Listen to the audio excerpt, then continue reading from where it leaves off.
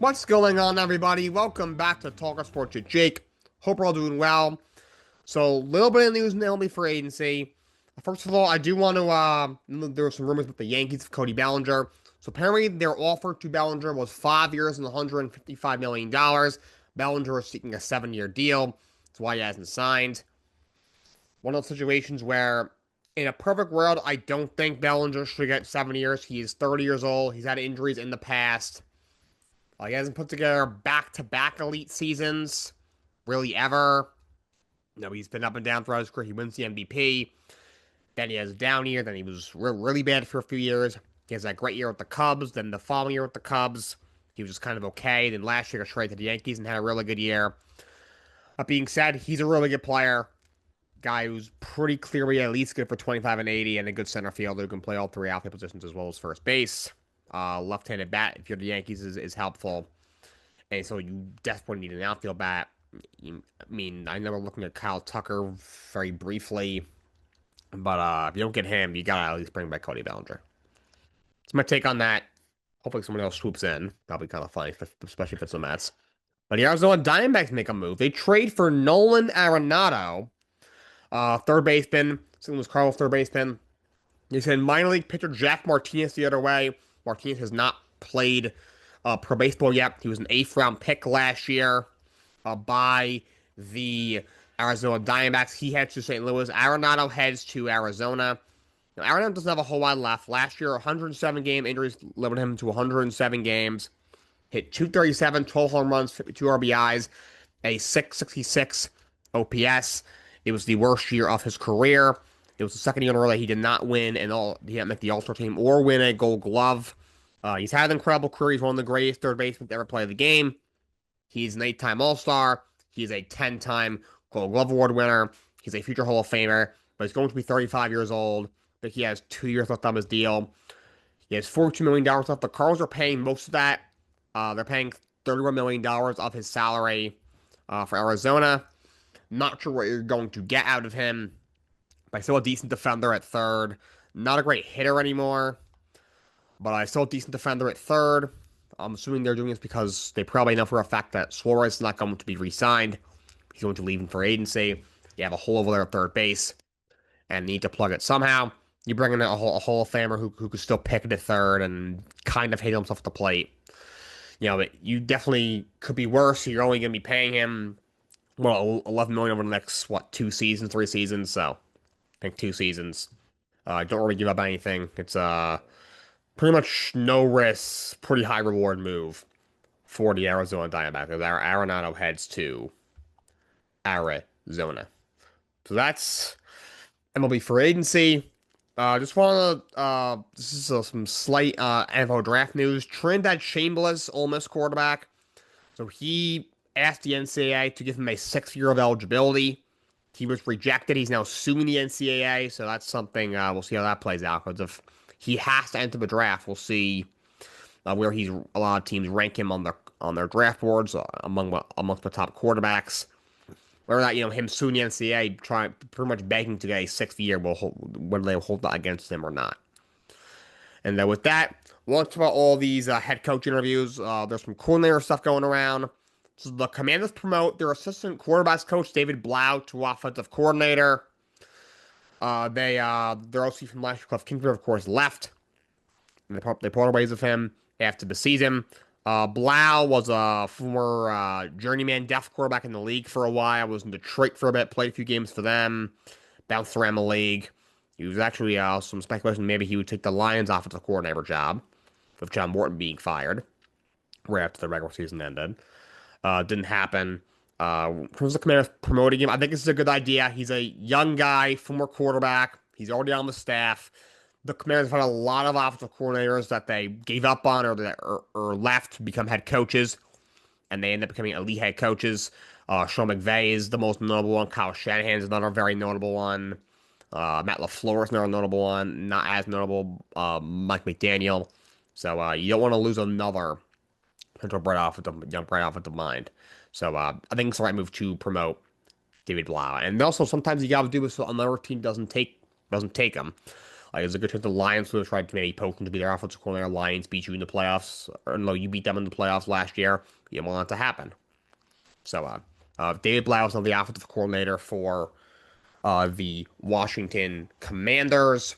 For Jonathan Gannon, is interviewing with the Dallas Cowboys to be their next defensive coordinator. Of course, he was just fired as the head coach of the Arizona Cardinals, but he was a good defensive coordinator in Philadelphia before taking their head coach job, and Dallas is interviewing him to be their next defensive coordinator. They fired their defensive coordinator, of course, Matt Eberflus, after only 1 year on the job as the defensive coordinator. The Lions are interviewing Mike McDaniel to be their offensive coordinator. That would be a home run hire for them if they can get him as an offensive coordinator. Now for the head coaching stuff. Speaking of McDaniel, he's a hot candidate because he's actually getting a bunch of head coach interviews as well. Cleveland, Atlanta, and Tennessee are all interviewing for their head coach opening. Tennessee's also interviewing Brian Dable for head coach opening, which I don't understand at all the slightest. Before I get to the Raiders, it's probably not going to be on the document that I'm reading, but this just came out recently that they're requesting to interview the Chargers defensive coordinator Jesse Minter for their head coaching position. Let's see if anything. Yep, any other requests happen? Nope. Nope. Don't think so. So let's. And the Dolphins are going to interview Kevin Stefanski. It'd be a great hire for them. I just don't know if he would take the job. But here are all the head coach interviews with each team. We got the Arizona Cardinals. They have requested to interview Mike LaFleur, the Rams offensive coordinator, Broncos defensive coordinator Vance Joseph, who is the defensive coordinator of their team before he took the Broncos DC job. Robert Saleh, 49ers defensive coordinator, Anthony Weaver, Dolphins defensive coordinator, Clint Kubiak, Seahawks offensive coordinator, Patriots pass game coordinator Thomas Brown, Chiefs offensive coordinator Matt Nagy, former Falcons head coach Raheem Moore. I don't understand why he's getting head coach interviews, and Packers defensive coordinator Jeff Hafley. I think the best name on this list is Clint Kubiak. I think he's a very good offensive mind. He's done a great job as the OC in Seattle. Of course, his father is Gary Kubiak, who was a great head coach in the NFL, won a Super Bowl with Denver, was also a very good offensive coordinator, brilliant offensive mind. I think that would be a good hire for the Arizona Cardinals. Lobby's names, just like I don't know why Matt Nagy's been a hot candidate. Robert Saleh is the perfect definition. Great defensive coordinator, but bad head coach with good PR. So I don't know why people think that of him. And so Vance Joseph was a brutal head coach in Denver. Didn't even have a lot of success as a defensive coordinator in Arizona. I don't know why they're interviewing him to be their head coach. It doesn't make any sense to me. But Clint Kubiak, I think, should be the lead candidate. We'll see if he wants that job. Atlanta, they are requesting to interview Aiden Durd, the Seahawks defensive coordinator. Also Clint Kubiak, also Anthony Weaver, also Vance Joseph. They're also looking at Vance Joseph. Kevin Stefanski, who was recently let go as the Browns head coach, Jeff Hafley, and Robert Saleh. So Fancy would be an interesting choice if he can go there. If he can go to Atlanta, that should be who they look at. I believe they've also interviewed John Harbaugh as well. They also announced that I think a day ago. To me, they should be the favorites to land John Harbaugh, who's of course the best coach available, Super Bowl winning coach, who was in Baltimore for 18 years. Speaking of Baltimore, so they have completed interviews with Vance Joseph, Davis Webb, the Broncos quarterbacks coach, who's in quarterback in the league briefly, and Clint Kubiak. They've requested to interview Anthony Weaver, Clint Kubiak, Brian Flores, who is the Vikings defensive coordinator, of course, was head coach in Miami previously, Matt Nagy, Cliff Kingsbury, former Commanders offensive coordinator. Of course, before that, he was briefly the head coach in Arizona. Before that was the head coach at Texas Tech when Pat Mahomes was in college, Robert Saleh. And Joe Brady, the offensive coordinator for the Buffalo Bills. That would be a really good hire for the Ravens if they can bring in Joe Brady. I think he'd work very well with Lamar Jackson. And I'm surprised he hasn't gotten more luck over the last 2 seasons. Joe Brady, I think, would make a very good head coach. Flores, to me, makes a lot of sense in Baltimore. I'm going to do a head coach matchmaker with each team. Probably, I was going to do it tomorrow, but now we got, speculation that Philadelphia might come open. Some other places might come open with playoff losses. I may wait. I'm not sure. That'll be a kind of a game time decision the rest of the week. For the Cleveland Browns, they've requested Nate Schilhaas, the Rams pass game coordinator. That's a new name. Ravens offensive coordinator Todd Monken. Well, technically, he's not sure if he's even the OC anymore. I mean, him and Lamar Jackson also don't like each other. Aiden Durr, Dan Pitcher, the Bengals offensive coordinator, Browns offensive coordinator, their own OC, Tommy Reese, their defensive coordinator, Jim Schwartz, and Jesse Minter, the Chargers defensive coordinator. Look, this isn't a good job. Todd Monken is just ridiculous. I don't hate Dan Pitcher. I've said before, I really think it's going to be Jim Schwartz. He was head coach in Detroit for a bit before taking this defensive coordinator job. He's been a very successful defensive coordinator.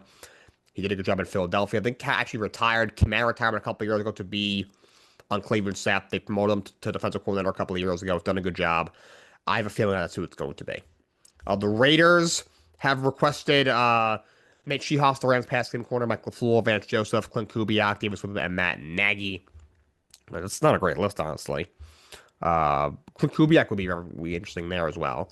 The Miami Dolphins, only truly no one request right now is Clint Kubiak. Of course, they were very late to fire Mike McDaniel. The New York Giants, they requested to interview Mike Kafka, their own interim head coach. How does that work? How do you request your own assistant coach or temporary head coach? Don't just text them, hey, do you want an interview? I found that kind of funny. Vance Joseph, Kevin Stefanski, which I think would be a great hire. That's who it should be, probably, to me. Clint Kubiak, Mike McCarthy, former Dallas Cowboys head coach for a few seasons, was fired after last year. Of course, was in Green Bay for 13 years before that, won a Super Bowl in 2010 with them.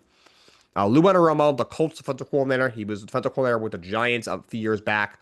Raheem Morris, for some reason. And Antonio Pierce, who was the Raiders head coach the last year and a half, was a player for the Giants back a while back. He won a Super Bowl with them as a player. Was a good player for them. And the Tennessee Titans list makes no sense. Now, Matt Nagy, Vance Joseph, Steve Spagnuolo, the chief defensive coordinator, once upon a time was a head coach with the Rams years ago. Lou Anarumo, Raheem Morris, Kevin Stefanski, Jason Garrett, the former Cowboys head coach, doing TV now, is getting a interview request. Jeff Halfley, Arthur Smith, the Steelers offensive coordinator, which, well, he was their OC before. He had success there, also with Derrick Henry on this team. Robert Saleh, Cliff Kingsbury, Jesse Minter, Chris Shua, the Rams defensive coordinator, which would, that wouldn't be a bit higher, honestly. Mike McCarthy, and Mike McDaniel, who was just fired by the Dolphins. I don't know why he's getting head coach looks. So, to me, I don't agree with teams like the Jets, the Bears, the Titans due to these super wide searches. I don't understand how you can narrow it down with this wide of a search. I mean, like, if Stefanski wants my job, I think he'd be a great hire. I know John Harbaugh has said that behind closed doors that he wants this job. Chris Shula, I think would be a very good hire for them. But a lot of these names, just Steve Spagnuolo, Jason Garrett, what are we doing in Tennessee? As for general managers, of course, Miami already found their GM. For the Falcons, they have requested to interview Bears assistant GM Ian Cunningham has been a top candidate for GMs for a while. So was Josh Williams, the 49ers director of scouting and football operations. So those are all the NFL head coach and GM news that I have for you as of right now. Houston Texans defeat the Pittsburgh Steelers 30-6, absolutely dominate the Steelers. They move on to the AFC divisional round where they will face the New England Patriots. And it is time to talk about the Pittsburgh Steelers. Mike Tomlin, the fact that he has not been fired yet, as I am recording this, it is 1:15 in the afternoon, Eastern Time. How is he still employed? Okay, Mike Tomlin is the most overrated head coach in NFL history. He's not the worst coach ever. He's a good coach. He's been there 19 years. He won a Super Bowl in 2008. And I get 19 winning seasons in a row, but I said before, a lot of those seasons he's been 8-8, 9-7, 9-8, 10-7, 8-7-1, 9-7-1. It's not as impressive as you think. This is a shocking stat. Mike Tomlin has failed to win a playoff game in 15 of his 19 seasons. He's either missed the playoffs or been one and done in the playoffs in 15 of his 19 seasons as a head coach with the Pittsburgh Steelers in the NFL. For an organization that puts great teams on the field for him. The standard has always been Super Bowls with this organization. That is shocking. You had Ben Roethlisberger from what? 2000. He took the job in 2000 and what, 7 or 8? And this is year 19, so I guess he took it in 2007. And he had Ben Roethlisberger. Ben was going into his third year in the league when he took the job. He had him until what, 2021 or 2022, and he, got to one Super Bowl with him. Just that's embarrassing. That is embarrassing. Like, how do you punt down 17-6 in the fourth quarter? How? You're in the middle of the field. I guess it's 4th and 11, but you're almost at midfield, down 17-6. Your defense is exhausted. 9 minutes left in the game, and you punt. I do not understand that. Now let's call out a lot of these guys on this team. Aaron Rodgers, you gotta retire, buddy. This guy's bitching like, oh, I'm glad that I'm not on the Jets anymore because nothing is leaked. Well, something got leaked. You need to retire. You looked horrible in that game. You were atrocious in that game. You've had a great career. All politics aside, great career, one of the all-time greats, but retire. You're 42 years old. Freaking retire. And DK Metcalf, what a horrendous overpay. He's one of the most overrated receivers in the entire NFL. Maybe the most overrated receiver in the entire NFL. He is not worth $30 million a season. Home stretch of the year, he punched a fan for no reason. He made up that the fans did something inappropriate when they didn't. Just so pathetic. And then, he had a really bad drop in that game. It was a turning point in the game. He get another target to like the 9:40 mark of the fourth quarter. Just complete ghost. An absolute ghost. Also, TJ Watt, he has one career playoff sack. One sack in the playoffs. He was drafted in 2017. He's 31, going to be 32. He's been in the playoffs almost every season as a Steeler. And he has one career playoff sack. Another guy. Great pass rusher, great defensive end, overrated. He's overrated, I'm sorry. Past his prime. He's not that guy anymore. One career postseason sack. He's a freaking magician with how he disappears in the playoffs. Also, with Tomlin's got to go, but Arthur Smith has to go too. That guy is brutal. Okay, he sucks. Having prime Derrick Henry made that guy look great. He overcomplicates everything as a head coach, as a coordinator. Pat Fryman is clearly the better tight end on his team, and he refuses to use him. Instead, he uses John Smith, who was a ghost all season. Just, horrible, horrible, horrible. I don't understand why DK Metcalf is overrated, but he's still your best receiver. Making $30 million a season for what it's worth. You would think he would scheme him to get open a little bit more, and he just didn't do it. And the defensive coordinator, Terrell Olsen, this Pittsburgh defense, which is most expensive defense in the league, has been average to below average for multiple seasons now. Why is he still on the staff? I do not get it. Pittsburgh needs a change. That is 7 straight playoff losses for the Pittsburgh Steelers. They've not won a playoff game in 10 years. The margin of defeat in their last 7 playoff losses, I'm going to pull it up on my phone right now. 19-3, 11, 21, 14, 14, 24. They get blown out in the first round every single year. Okay? Every single year. Mike Tomlin, I think, is the only coach in NFL history to have 9 straight seasons without winning a playoff game. I mean, the only active coach. Marvin Lewis did that with the Bengals, I think. Only active NFL coach with 9 straight seasons without a single playoff win. He's overrated, and Pittsburgh needs to move on from him. They need a change. If they won't do it this year, well, then you are no longer the Pittsburgh Steelers. The organization that was once a proud organization. The standard was championships, Super Bowls, deep playoff runs. Will be completely eviscerated if you bring back Mike Tomlin. The standard will be mediocrity, maybe you make the playoffs. That's all you need to do. That's all that you want as an organization. It shouldn't be. No sport organization should want that. But if the Steelers keep Mike Tomlin for a 20th season, then that will be the new standard in Pittsburgh. As embarrassing as that is, that will simply be the truth. Let's recap Monday Night Raw from yesterday. So it started out with Rio cutting a promo, They were interrupted by Liv and Roxanne Perez. Then Bailey and Lyra Valkyria. And the Kabuki Warriors came out, which set up a match later in the evening. Oh, Javon Evans against Bravo Americano. Javon Evans picked up the win. I'm so happy he's on the main roster. They really needed that on the main roster. He's so incredibly talented. Such an incredible athlete, of course. Afterwards, they tried to attack him. Javon ended up flipping his way out of it as he escaped the Americanos. Then backstage, Finn Balor was playing video games, and Liv said, you gotta stop playing video games. You said you want to do big things. You gotta show us. Then it happened as CM Punk, the World Heavyweight Champion, was cutting a promo. Finn Balor interrupts him, and it set up a World Championship match between the two this coming week in Ireland. Raw will be in Ireland, where Finn Balor is from.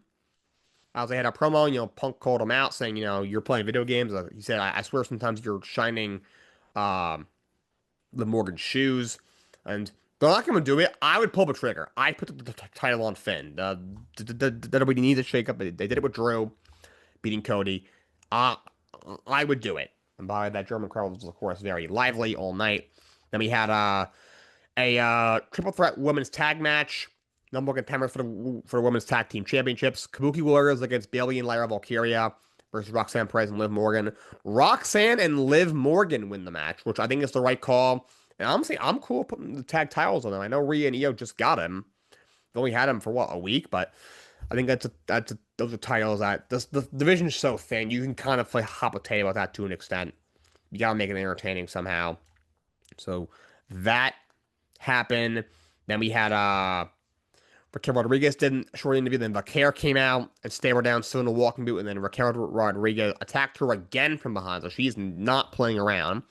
But honestly, I think they're going to have a match at the Royal Rumble, if I had to guess. And Vaquer will, of course, retain. And Becky Lynch cut a promo via satellite, having up her Intercontinental Championship rematch with Maxine Dupree this coming week. Hopefully Becky retains and we move past that. It was a good feud, though. Then a tag team match was Bronson Reed and Austin Theory against Dragon Lee and Penta. Of course, it was ended up being a disqualification. Then Braun came back and speared the life out of people. He put his hands on Adam Pearce, who suspended him indefinitely. And Heyman said, by the way, Pearce, you put his hands on him first. We'll see where that leads. But Adam Pearce, the best authority figure since Teddy Long. Don't care. He is so incredibly good at his job. He has such good chemistry with so many main pieces on this roster. And one of them is Braun Breaker, one of them is Paul Heyman. Braun needed something bigger to lose to CM Punk. I don't know why he did, but he did. And they got that. That was excellent work by Adam Pearce and Braun Breaker. And then backstage, Jiuso ran into Otis and Tozawa. A World Tag Team match, the Usos against Otis and Akira. Tozawa, Styles, and Gunther had backstage interviews, and then the main event was AJ Styles against Gunther for the first time ever. Of course, this is starting AJ Styles' retirement tour. Not going to get, it's not going to be as, retirement tour. Word won't probably get thrown around as much with him as with John Cena. Cena was, of course, the Cena for 20 years. AJ Styles was been with the WWE since 2016, but still one of the all-time greats, especially considering his TNA run. And Gunther picks up the win. Obviously, he had some shenanigans. Gunther actually tapped the referee, didn't see it. This was a really good match, really good storytelling. And I have a feeling it's not the end of an AJ Styles and Gunther feud. All right. So what I got for you guys today. Until next time, so long. Have a great day.